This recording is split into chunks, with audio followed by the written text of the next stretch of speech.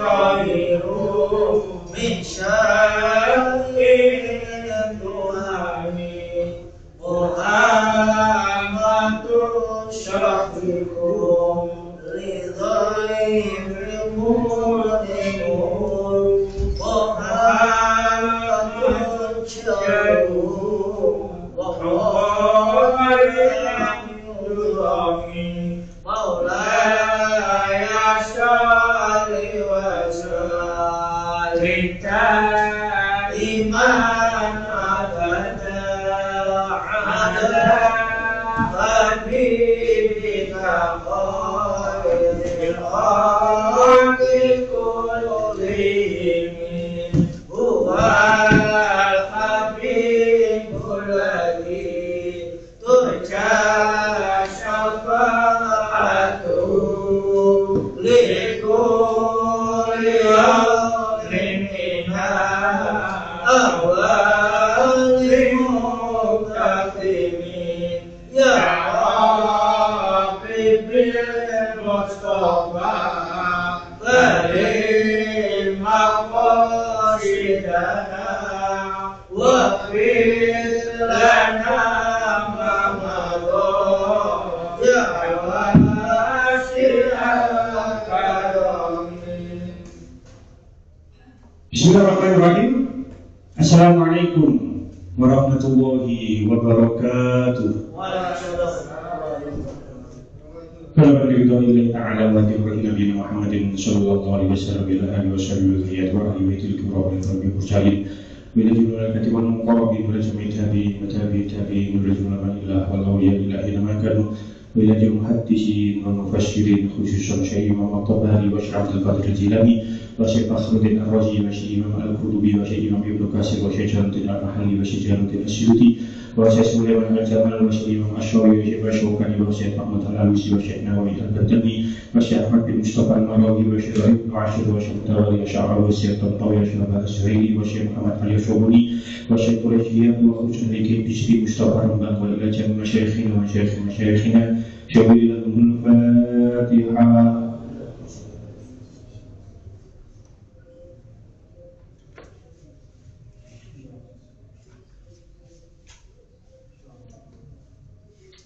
Bismillahirrahmanirrahim. Kita lanjutkan surah Al-Baqarah ayat 257. Qala Allah Ta'ala fil Qur'anil Karim, A'udzu billahi minasy syaithanir rajim. Bismillahirrahmanirrahim. Allahu waliyyul ladzina amanu yukhrijuhum minadh dhulumati ilan nur walladzina kafaru awliya'uhumut taghutu yukhrijunahum minan nuri iladh dhulumat ulaika ashabun nar hum fiha khalidun. Allahu ta'ala Allahu ta'ala Allah iku waliyu zat kang nulungi alladzina iku waliyu ladzina zat kang nulungi wong-wong. Allahu ta'ala Allah iku waliyu ladzina zat kang nulungi wong-wong amanu kang padha iman sapa si alladzina yukhrijuhum ngetokaken sapa si Allahum ing alladzina amanu minadz zulumati saking pira-pira peteng ilan nuri marang pepadang. Walladzina utawi wong-wong kafaru kang padha kafir sapa si alladzina iku awliya'uhum utawi kang dadi kekasih alladzina kafaru iku at-taghutu setan. Yukhrijunahum ngetoraken sapa si taghut hum ing alladzina minan nuri saking pepadang ila zulumati marang pira-pira peteng. Ulai kang mengkono alladzina kafaru iku ashabun nar padha duweni bagian neraka. Hum utawi ulai fiha ing nar iku khaliduna padha langgeng kabeh. Kita syaripun karya sehat itu Allah Ta'ala iku mitulungi marang wong-wong kang padha iman padha di mampu wetokake padha dikeluarkan padha diwetokake awit saking pepeten kufur tumeka marang padang iman. Dene wong-wong kang kafir iku kasihane berhala. Dheweke padha diwetokake saking padang marang peten. Wong-wong kang padha kafir mau bakal padha oleh bagian neraka.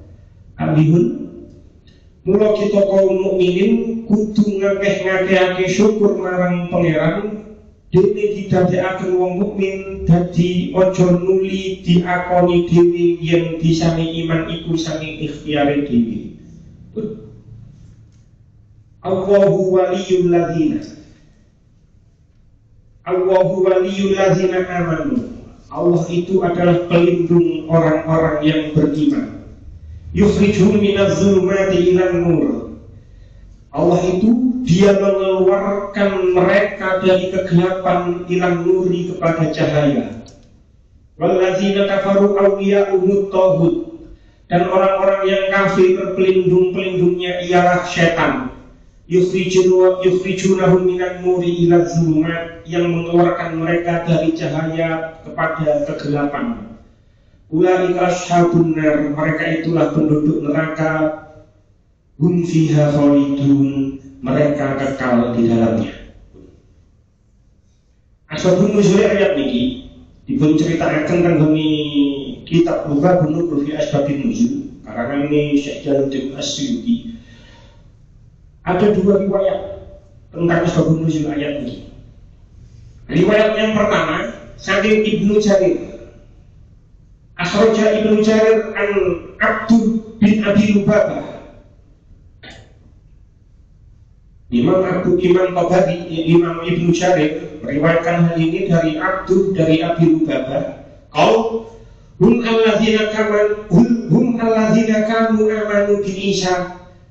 Falamma ja'ahum Muhammadun sallallahu alaihi wasallam amanu bihi. Wa unzilat fihim hadhil ayah. Riwayat yang pertama saking Ibnu Jarir diceritakan ayat ini diturunkan kepada orang-orang yang beriman kepada Nabi Isa. Sakmantune Kanjeng Nabi diutus dados Kanjeng Nabi, Kanjeng Nabi Muhammad diutus dados Rasul. Orang-orang yang beriman marang Nabi Isa ijo iman marang Kanjeng Nabi. Sebelum Kanjeng Nabi diutus, mereka sudah beriman kepada Nabi Isa. Barang Nabi Muhammad diutus, mereka juga beriman marang Nabi Muhammad. Ayat ini diturunkan kepada mereka. Riwayat yang pertama. Riwayat yang kedua saking Mujahid. Riwayat yang kedua mengatakan an Mujahid qala kana qaumun amanu bi Isa. Riwayat yang kedua dari Imam Mujahid mengatakan dia niku ana kaum niku iman marang Nabi Isa. Wa qaumun kafaru bihi. Tapi ana kaum sing kufur marang Nabi Isa. Ana sing iman marang Nabi Isa, ana sing kufur marang Nabi Isa. Falamma ba'atsa Muhammadun sallallahu alaihi wasallam amanu bihi alladzina kafaru bi Isa. Karena ketika Kanjeng Nabi diutus, Nabi Muhammad diutus dados Rasul, wong-wong iku iman marang Kanjeng Nabi. Padahal sebelumnya mereka kufur marang Nabi Isa. Wa kafaru bihi alladzina amanu bi Isa. Tapi ono kaum liya sing kufur marang Kanjeng Nabi, padahal dari awal iman marang Nabi Isa. Jadi ono sing iman marang Nabi Isa, marang akhir kufur. Tapi ono kelompok lain awal kufur marang Nabi Isa, tapi iman marang Kanjeng Nabi Muhammad. Maka ayat ini diturunkan kepada mereka. Terus dua poin ini sangat benar kalau ini. Jadi memang ayat ini diturunkan kepada mereka yang iman marang Nabi Isa, iman marang Nabi Muhammad. Ono sing awali iman marang Nabi Isa, ono gak iman marang Nabi Muhammad. Ono sing kuali gak iman marang Nabi Isa, tapi iman marang Nabi Muhammad. Dan ayat ini diturunkan kepada mereka semua. Ayat 207 ini masih ada hubungannya dengan ayat-ayat sebelumnya, termasuk ayat kursi. Kalau ayat kursi niku, kita sampai membahas ayat kursi itu sampai 9 kali pertemuan. Ayat kursi itu adalah ayat yang paling agung. Ayat kursi niku isinya itu adalah tauhid. Allah satu, tidak ada yang berhak disembah kecuali Dia. Allahu la ilaha illahu. Allah, tidak ada yang berhak disembah kecuali Dia. Al-Hayyul Qayyum. Sampai kita sudah membahas itu, lafaz kata Allah dalam ayat kursi itu sampai diulang 17 kali. 17 kali. Nah, karena Allah itu yang adalah satu-satunya Tuhan yang berhak disembah, dan itu adalah kebenaran yang mutlak, kebenaran yang absolut, yang tidak bisa diganggu gugat. Kalau kali ini mana sebab mungkin itu hubungan di kali akhir ayat. Allah itu adalah Tuhan yang tidak ada selain Allah yang berhak disembah kecuali Allah. Allahu la ilaha illahu. Itu adalah kebenaran yang mutlak, itu adalah kebenaran yang absolut. Masih Allah itu adalah satu-satunya Tuhan yang berhak disembah, tapi tidak ada paksaan dalam memeluk agama Islam. Pun dibahas di ayat yang 256 kemarin. Gak ono paksaan untuk masuk Islam. Tidak ada paksaan sama sekali. Sing ingin masuk Islam silakan masuk. Sing gak kepingin masuk Islam ya silakan saja. Tapi kalau di ayat sebelumnya dikatakan sing bener kamu sing salah itu jelas. Sing bener itu nyembah Allah, sing salah itu menyebutkan Allah. Sing bener jelas, sing salah wis jelas. Maka bisa wonge sing kufur marang tauhid, ini sudah dikatakan di ayat sebelumnya, dan iman kepada Allah, maka dia itu berpegang teguh pada tali yang tidak akan pernah putus. Berpegang tali pada tidak akan pernah putus. Nah, sapa wong sing iso kaya ngoten yakini kalau Allah itu satu-satunya Tuhan yang berhak disembah, boten mensebutkan Allah, terus kita berpegang teguh pada tali yang tidak akan putus, jadi la ilaha illallah, maka Allahu waliyul ladzina amanu, maka Allah akan menjadi wali bagi orang-orang yang beriman. Itu mereka dikatakan Allahu waliyul ladzina amanu, Allah akan menjadi wali bagi orang-orang yang beriman. Pertanyaan ini, apa niku wali? Kita sering mendengar istilah wali. Wali itu secara bahasa, kalau kita berbicara tentang ilmu syaraf, wali itu sering kata waliya, yali, waliyan, walayatan. Wali, waliya, fi'il madhi waliya, fi'il mudhari yali.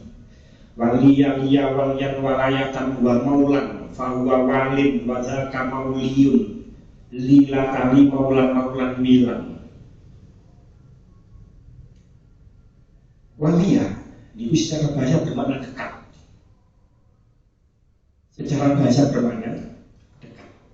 Makanya kalau wong wedok, kalau ada wedok nikah niku butuh. Kita sudah bahas berjus kali, tidak sah pernikahan seorang wanita kalau tanpa wali, sekalipun wanita itu adalah janda. Tidak sah kalau seseorang wanita menikah tanpa wali. Nopo maksudnya wali? Wali secara bahasa bermakna dekat. Nah, di dalam hal pernikahan yang berhak menjadi wali ini wong lanang. Dalam hal pernikahan ini, dalam hal pernikahan yang berhak menjadi wali itu adalah seorang laki-laki. Siapa walinya perempuan yang akan menikah? Yang paling hidup tentu adalah seorang ayah. Jadi makanya wali, urut-urutan wali niku ketika wong wedok kabeh rabi, arek wedok kabeh rabi, niku sing ngrabekno, sing berhak ngrabekno adalah ayahnya, karena ayah itu adalah yang paling dekat. Ayah itu yang paling dekat dengan anak. Oh, ayah yang boten enten. Lek ayah gak ono mbah iki bapaknya bapak, ayahnya ayah. Jadi jalur laki-laki, bukan ayahnya ibu, tidak, tapi bapaknya bapak, mbah, kakek dari jalur laki-laki. Mbah itu mboten enten. Maka yang berhak menikahkan menjadi wali adalah saudara kandungnya, saudara laki-laki. Karena memang sing menjadi syarat itu adalah laki-laki. Saudara kandungnya. Saudara kandungnya tidak ada. Saudara seayah, tunggal ayah, akhul li'ab. Akhul li'ab itu lek ono wong lanang rabi duwe anak lanang, maro rabi maneh duwe anak wedok.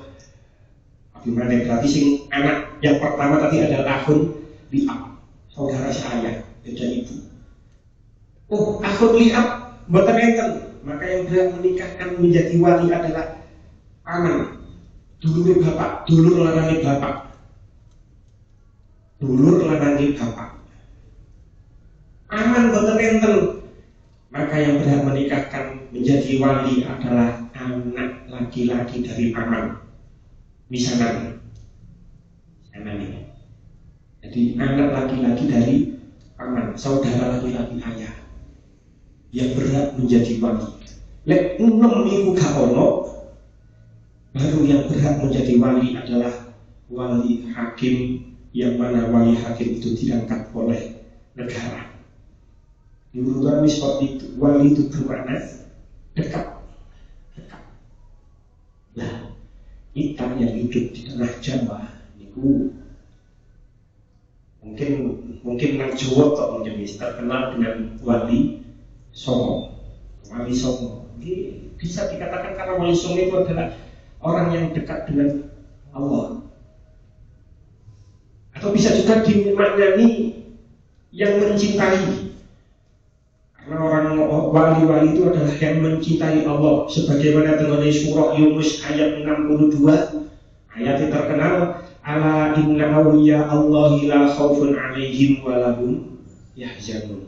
Ketahuilah bahwa sesungguhnya bagi para wali Allah itu tidak ada rasa takut yang menimpa mereka, dan mereka pun tidak bersedih. Jadi sing jenenge wali itu gak ono rasa wedi karo makhluk, gak ono rasa sedih sama sekali. Masih wis tak duwe-duwe yo gak sedih. Barang alit mundak yo gak sedih. Wali tidak mempunyai rasa sedih sama sekali. Nah, yang ingin saya bahas lebih lanjut, karena ini nopo roto viral. Di dalam kalangan Nahdliyin, ini perlu kita bahas. Di dalam kalangan Nahdliyin, niku terkenal istilah wali majdub. Wali majdub. Majdub niku saking lafaz jadzaba. Jadzaba niku maknane narik. Majdub itu adalah isim maf'ul. Jadi karena isim maf'ul maknanya ditarik. Jadi akalnya sudah ditarik. Nanti kebiar ya wali sing majdub, orang bilangnya jadab. Nah, itu terkenal di kalangan Nahdliyin. Itu terkenal di kalangan Nahdliyin. Oh, itu wali majdub itu. Tapi di kalangan orang luar, di luar Nahdliyin, orang-orang yang dianggap wali majdub itu, mereka menganggapnya itu adalah ODGJ. Orang dengan gangguan jiwa. Orang dengan gangguan jiwa. Contoh, sing masyhur niku sing sampai saat ini wonten niku Habib Abu Bakar As-Syagaf. Putune Habib Abu Bakar As-Syagaf Gresik. Iku beliau menurut kalangan orang-orang Nahdliyin banyak yang menganggap beliau itu adalah wali yang majdub. Secara penampilan syariat, dia pasti gak salah nek ono wong ngarani ODGJ gak salah. Sebab secara penampilan zahir dia gak tahu kelamben yo sarungane dibobel-bobel tok ngoten. atau yang viral di media sosial nang Pasuruan itu ono jenenge Gus Jafar. Nah, itu yang viral. Orang kita, kalau ngomong orang kita saja, orang kita menganggap itu adalah wali majnun. Tapi orang di luar kita itu mengalami ODGJ, orang dengan gangguan jiwa. Kalau menghadapi fenomena seperti ini, bagaimana kita menyikapinya? Orang terkenal jadi wali, tapi penampilannya koyok ODGJ. Bagaimana kita menyikapinya? Ada sebuah ungkapan ini sampun populer, tapi terus terang mawon, kalau betul siapa yang mengucapkan ini, kalau Pak Dosen itu betul enten ya. Di kitab nopo terus sing mengucapkan pertama kali itu dawuh Imam sinten, kalau betul nemu sinten, nenten sing semerap, iki direkam, saged komen mungkin. Saya tidak tahu ungkapan ini dari siapa, di kitab apa. Tapi ungkapan ini sangat populer. La ya'riful wali illal wali. Tidak ada yang tahu seseorang itu wali kecuali wali. Nah, tenggone sering kalau sampai tenggone kitab Nasyarul Ibad. Kitab Nasyarul Ibad ini wonten dawuh Sayyidina Umar. Kalau buka tenggone halaman 39. Sering kalau sampaikan setidaknya kalau eling 2 kali saya menyampaikan tenggone mriki selama 4 tahun. Allah itu menyimpan 6 perkara di dalam 6 perkara. Salah satu yang disimpan itu adalah wa katama awliya'ahu fima bainan nas. Terus Sayyidina Umar, Allah itu menyimpan walinya di antara manusia. Jadi memang Allah itu menyimpan wali-walinya di antara manusia. Sebab nopo? Tujuannya nopo? Supaya di antara manusia itu tidak saling menghina, gak ngenyek. Karena bisa jadi sing dinyek itu adalah wali. Itu mengajarkan kepada kita, siapapun yang kita temui, bagaimanapun penampilannya, kita tidak boleh menghina orang itu. Sebab bisa saja orang itu wali, bisa saja seorang itu wali. Tapi sing kudu diiling, sing kudu ditekankan, seseorang yang terkenal wali majnun, orang terkenal wali majnun, orang itu tidak bisa kita jadikan sebagai seorang guru. Ono wis terkenal wali majnun, penampilannya kayak ODGJ ya, cari orang sebelah, orang kubu sebelah.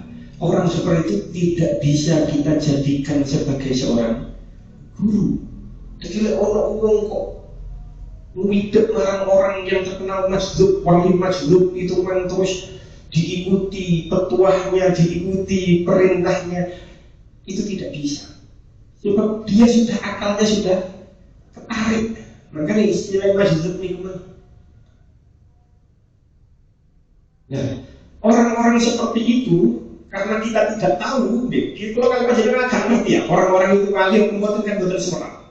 Kalau awak dulu duduk wali, kecuali jenengan harus dari wali. Karena kita tidak tahu apakah orang itu wali apa tidak, maka kita hanya sing dilatih itu adalah hati kita, supaya hati kita buatan ngenyek orang-orang itu. Jadi kalau jenengan jaluk dungo oleh orang yang terkenal wali majnun, itu sah-sah saja kalau hanya meminta doa. Di antara keluarga panjenengan, niku kalau yakin, walaupun nggak kabeh, tapi saya yakin ono sepanjang hidup itu ada peristiwa yang mana peristiwa itu terjadi di luar nalar manusia. Dengan saumur urip, kalau yakin masih gak kabeh ngalami, tapi saya yakin pernah bisa Pindu pernah mengalami suatu peristiwa yang terjadi, tapi peristiwa itu terjadi di luar nalar manusia. Satu umpama niku diceritakan nang wong liya gak percaya. Bisa percaya bisa tidak.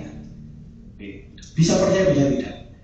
Jadi terjadi kepada kita, benar-benar terjadi secara nyata, gak masuk akal. Tapi lek diceritakan nang wong iso gak percaya. Kalau contohno, kalau pribadi ini pernah. Kalau singkat masih mondok tentenan yang kali ikan ini. Kalau niku nanti wangsul di pondok. Dinten Khamis, kalau ingat dinten Khamis. Mantun niku dilalah. Jumat kalau berangsul, mantun niku pamit kali mbah kula estri, mbah kula sing estri, mbah dari ayah nenek. Iku mboten nate sakit, mboten nate nopo. Ternyata kula pas wayahe bangsul teng nggone pondok, beliau itu meninggal. Akhirnya kalau bangsul malih teng beliau, terus Jumat iki niku tasih nopo? Jumat nopo nggih. Pokok kalau sampai dinten insyaallah mboten. Terus mboten langsung balik malih teng beliau, sebab dikabari lek Mbah Sedo. Tapi mboten disanjami lek Sedo ya. Singkat cerita, ketika 40 harinya Tuhan langsung malih izin karena ada 40 hari nenek tenggelam beliau. Terus akhirnya pulau mantuk melok tahlilan. Terus mantukku pulau tilem terkoni kamari mbah pulau. Ketika sholat niku pulau tani terus enten uang ngadeg mbah pulau itu rukuan mboten kaya TV pocong mboten rukuan itu nyoto pulau tani wis nyoto sadar kondisi sadar pulau ningali kanan kiri lu kok mbah. Tapi saya sadar kalau mbah itu sudah meninggal. Kejadian kan memang gak masuk akal. Wis mati kok. Bagaimana bisa? Wis mati kok. Bagaimana bisa? Orang mungkin awakmu bijuki Gus. Sampai bijuki paling Gus. Mungkin sampai halusinasi, sampai mungkin hanya bermimpi. Tapi kalau benar-benar meyakini kalau itu memang nyata, kalau sampai gugah apa kalau sih ketika tenggelam di pinggirku, itu hal yang tidak masuk akal tapi terjadi. Nah, kalau cerita orang wong dia, wong mungkin bisa orang sih percaya itu amitan, tapi mungkin orang sih nggak percaya. Wah, aku mimpi tok awakmu itu halusinasi tok.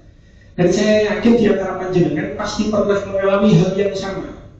Masio tidak seperti itu contohnya, tapi secara akal tak mungkin, tapi itu terjadi. Nah, kayak ngoten iku lek diceritakan nang ngene wong liya, apalagi diceritakan teng media sosial, itu akan dianggap sebagai sebuah dongeng.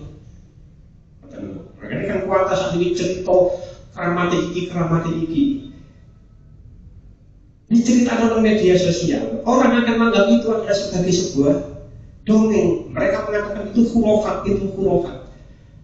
Tapi kalau yakin, gak masih gak kabeh. Pernahlah kita mengalami hal yang di luar nalar. Nah, begitu juga tentang wali-wali Masjid Beriman. Enten seorang Habib dari daerah Angkai, sampun sedo. Beliau bernama Habib Abdullah. Dia lewat dukur, kulo ini lakon dukur. Habib Abdullah ini luwih dukur di Bangkulo. Beliaunya orangnya tinggi, gundul. Ini terkenal wali masjid. Kalau juga percaya wong iku wali atau gak mungkin itu. Tapi kalau mempunyai teman ini alumni Gontor, jadi seorang guru. Niku kaya kula niku kan. Beliau itu haji tahun 2016. Kanca kula niku. Kanca kula niku haji tahun 2016. Ketika mantun umroh, mantun niku wis sa'i, terus nyenten di sholat. Kanca kula niku lenggah. Terus mantun niku kondisi lenggah mungkin bubiritan keturun pokoknya lenggah ngeten terus turun kita cerita terus dia ini tangi ketemu Habib Abdullah. Padahal Habib Abdullah itu buatan haji. Kalau tanggap titian sama ngipi paling enggak Gus hak temen. Ini kan nggak mungkin juga. Secara logika nggak mungkin.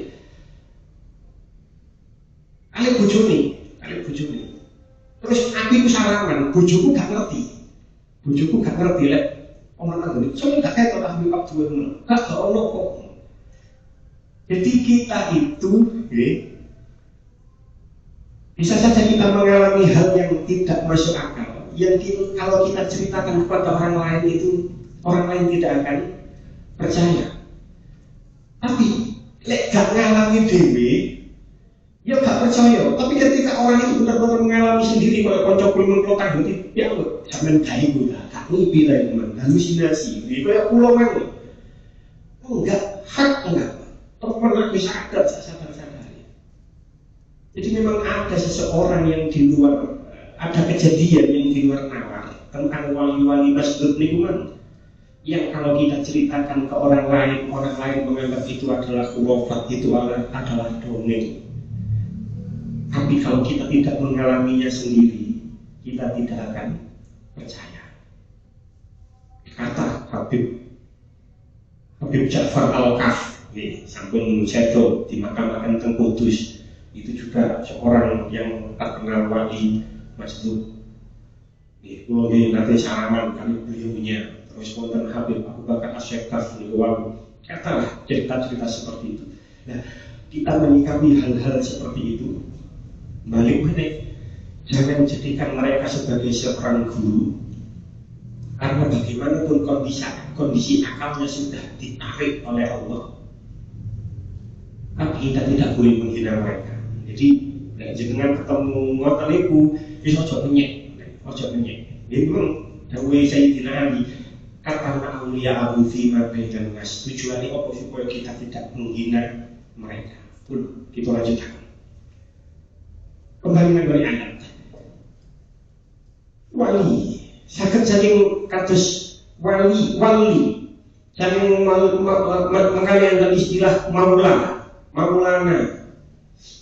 Maula, pengurus, yang mengurus.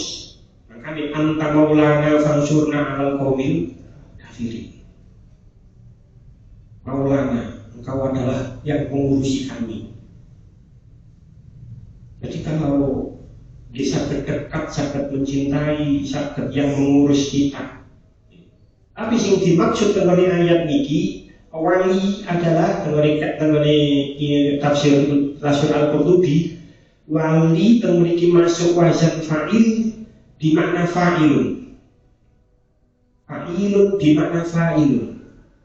Bermakna apa sing dimaksud wali melalui ayat ini adalah an-nasir, yang maha menolong, yang suruh ibadahu al-mu'minina, yang mana Allah ini maha menolong hamba-hambanya yang beriman. Jadi Allah itu adalah zat yang maha menolong hamba-hambanya yang beriman. Lanjutannya ayat, yukhrijuhum minadh-dhulumati ilan nur. Dia mengeluarkan dari kegelapan kepada cahaya. Ini dimaksud kegelapan dengan ayat ini, dengan tafsir Ibnu Katsir dikatakan, yang dimaksud kegelapan dengan ayat ini asyirku, tegese syirik. Wa min dzulumatil kufri wasyirki waraibi. Yang dimaksud zulumat dengan ayat ini adalah kekufuran, wasyaki, mamang, waraibi dan mamang juga. Jadi yang dimaksud zulumat dengan ayat ini adalah kekufuran, dan yang dimaksud nur dengan ayat ini adalah kebenaran, iman yang dimaksud. Yang menarik dengan ayat ini dikatakan Gusti Allah itu memakai lafaz zulumat dengan lafaz jamak, sedangkan nur memakai lafaz mufrad. Memiliki Gusti Allah tidak dawuh minaz zulumati ilal anwari. atau minazulmi ilang nur, tidak. Zulumat itu adalah jamak, kata jamak. Sedangkan nur itu adalah kata tunggal, kata mufrad. Kenapa? Pertanyaan ini kok zulumat itu menggunakan kata jamak, sedangkan nur itu menggunakan kata mufrad? Jawab, li'annal haqqa wahidun. Karena kebenaran itu adalah satu. Insya Allah keterangannya. Li'annal haqqa wahidun. Karena kebenaran itu hanya satu. Wal kufru ajnasun kasiratun. Sedangkan kekufuran itu jenisnya banyak. Wa kulluha batilatun. Dan semuanya batil, semuanya salah. Jadi kebenaran hanya satu, sedangkan kekufuran itu jenisnya banyak dan semuanya salah. Maka dilanjutkan ayat begini dikatakan walladzina kafaru awliya'uhumut taghut. Dan orang-orang yang kufur penolongnya itu adalah syaitan. Taghut. Ini sambil dibahas. Taghut menurut makna yang pertama adalah syaitan. Ada yang memberi makna taghut itu adalah tukang sihir. Ada yang memberi makna taghut itu adalah dukun. Seseorang nggak penuh barang hilang atau apapun masalahnya kok moro nang dukun, berarti dia telah menyekutukan Allah. Dia menyekutukan Allah. Seseorang kok tapi mensihir orang lain, berarti dia termasuk taghut. Maka ini sudah kita bahas. Tak boleh nang dukun, tak boleh nang tukang sihir. Nah, cuman makna yang pertama adalah setan. Nah, orang-orang kafir itu penolongnya adalah setan. Nah, setan itu yukhrijunahum minan nuri ila dzulumat. Mereka itu mengeluarkan mereka semua dari cahaya menuju kegelapan. Ono wong awali iman marang langsung nggone dukun, terus akhirnya dikai barang, terus meyakini barang itu mempunyai kekuatan, ya. Meyakini barang itu mempunyai kekuatan dengan sendirinya, maka dia sudah termasuk orang yang mensekutukan Allah. Aku lihat barang ini bisa nyelamat aku. Kalau seperti ungkapan seperti itu kan sudah mensekutukan Allah, karena meyakini barang itu mempunyai kekuatan. Mereka itu mengeluarkan taghut itu, syaitan-syaitan itu mengeluarkan mereka semua dari iman menuju kegelapan. Nah, dan teman ini dibayangkan mana? Zulumat itu dari kata jamak, sedangkan nur mufrad. Zulumat itu jenisnya banyak, sedangkan nur itu cuma satu. Dan ini banyak teori ayat yang lain yang mengatakan kalau tentang kebenaran itu menggunakan lafaz mufrad, tapi kalau tentang kebatilan itu menggunakan kata jamak. Mengenai tafsir Ibnu Katsir dikatakan tentang surah Al-An'am ayat 153, tentang memiliki Gusti Allah dawuh wa anna hadza sirati mustaqimah. Kalau memiliki dikatakan dan bahwa yang kami perintahkan ini adalah jalan yang lurus, dan sesungguhnya ini adalah jalan yang lurus. Sirati mustaqimah menggunakan lafaz mufrad. Fattabi'uhu, maka ikutilah dia. Wala tattabi'us subula, dan jangan ikutilah jalan-jalan. Subul itu adalah makna dari sabil, jalan. Mufradnya sabil, jamaknya subul. Jadi mufrad kata kebenaran menggunakan sirati, lafaz yang mufrad, sedangkan keburukan, kebatilan menggunakan lafaz jamak subul.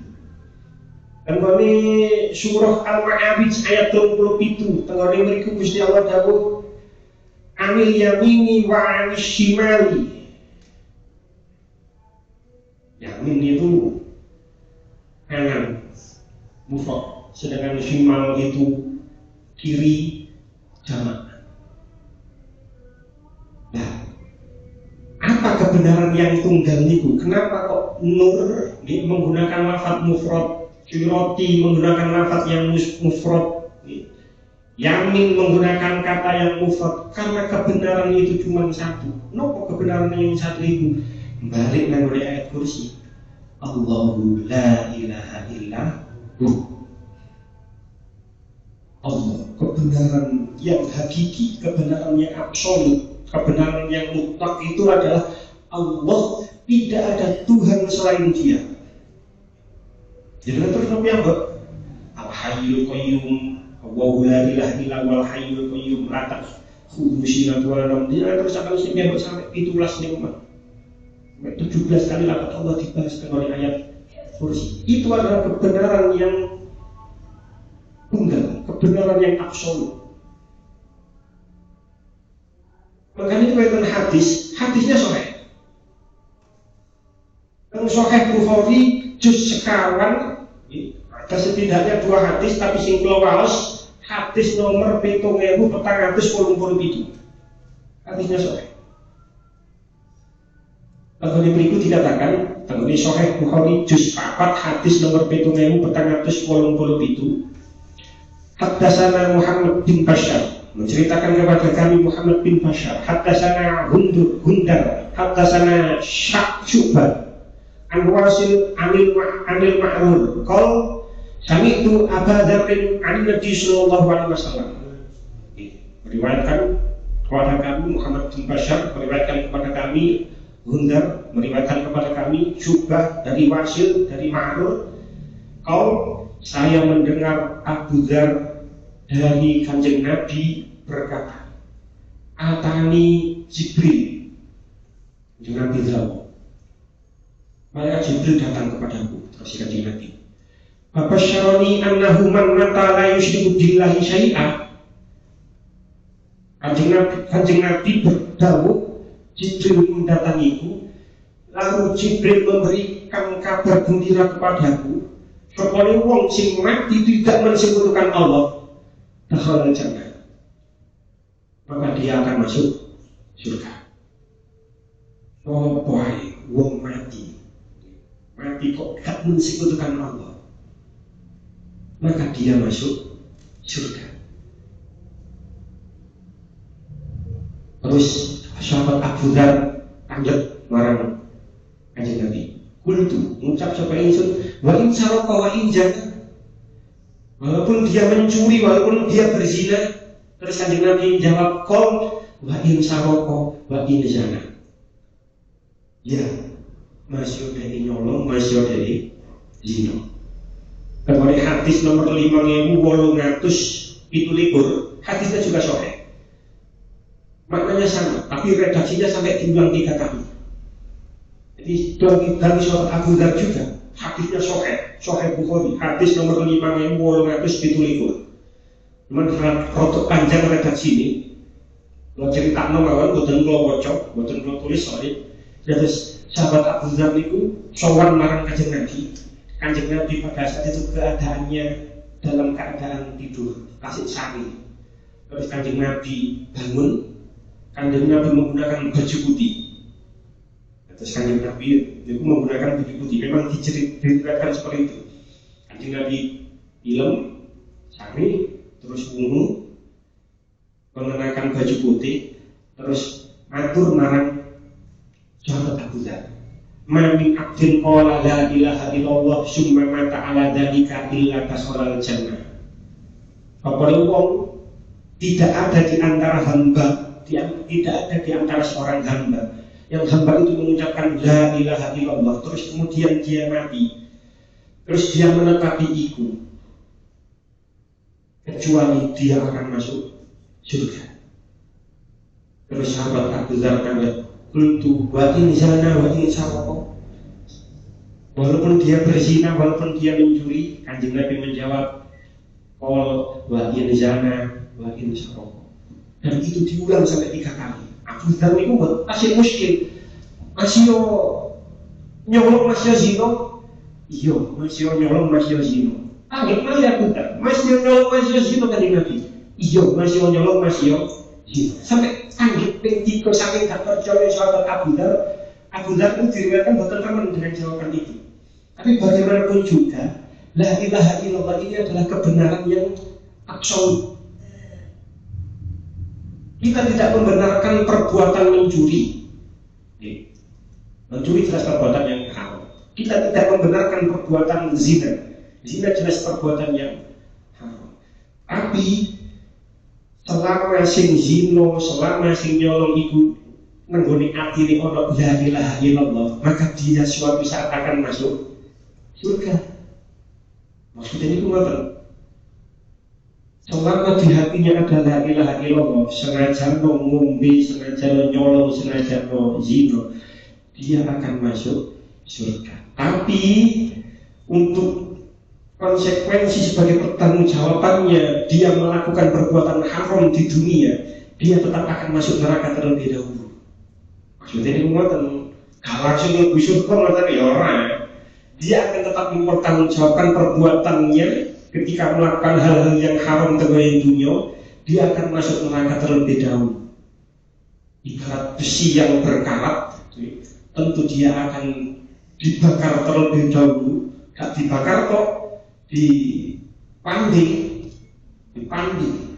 Lek mesine karate wis ilang, baru nanggoni banyu. Begitu juga manusia, dia akan tentu Allah la ilaha illallah nang atine, tapi melakukan hal yang diharamkan oleh Allah, dia akan masuk surga. Wis jelas hadis. Tapi untuk mempertanggungjawabkan perbuatan yang haram selama di dunia, dia akan masuk neraka terlebih dahulu. Entah berapa lama, semakin banyak yang dia perbuat perbuatan yang haram itu semakin banyak, maka semakin lama dia akan di neraka. Kalau sudah bersih dosa-dosanya, maka dia akan masuk surga. Karena ada la ilaha illallah nangone hati. Tapi lek ono wong kok mati gak kok la ilaha illallah nang atine, lanjutane ayat ulaika ashabun nar hum fiha khalidun. Ono wong api gak zina, gak nyolong, gak ngombe, bersosialisasi baik dengan orang yang lain, tapi tidak ada la ilaha illallah nang atine, tapi dia mensekutukan Allah, tetap masuk dengan ayat ini. Ulaika ashabun nar hum fiha khalidun. Ashab niku saya kata sahib. Sahib niku konco. Jadi kalau ashabun nar itu adalah koncone neraka. Dia akan berteman dengan neraka dan itu khalidun selamanya. Kenapa? Karena tidak ada la ilaha illallah. Jadi kebenaran yang hakiki, kebenaran yang absolut itu adalah la ilaha illallah. Selama ada la ilaha illallah dalam hati ini, maka orang itu tetap nanti akan masuk surga. Ya mungkin-mungkin kalau kalian panjenengan gak termasuk golongan sing mlebu neraka dhisik maka mlebu surga jauh sampai. Mungkin-mungkin kalau kalian panjenengan sedaya termasuk golongan yadkhulunal jannah bi ghairi hisab. Amin amin ya rabbal alamin. Bercakap semacam mungkin tidak diketahui manfaat. Semua manfaat semua rahmat rabbil alamin. اللهم اجعلنا وأولادنا وذريتنا من أهل العلم وأهل الخير ولا تجعلنا وإياهم من أهل الشر والضير. اللهم اجعلنا وإياهم من عبادك الصالحين. ربنا آتنا في الدنيا حسنة وفي الآخرة حسنة وقنا عذاب النار وادخلنا الجنة مع الأبرار يا عزيز يا غفار يا رب العالمين. وصلى الله على سيدنا محمد النبي وعلى وسلم. الحمد لله رب العالمين. والسلام عليكم ورحمة الله وبركاته.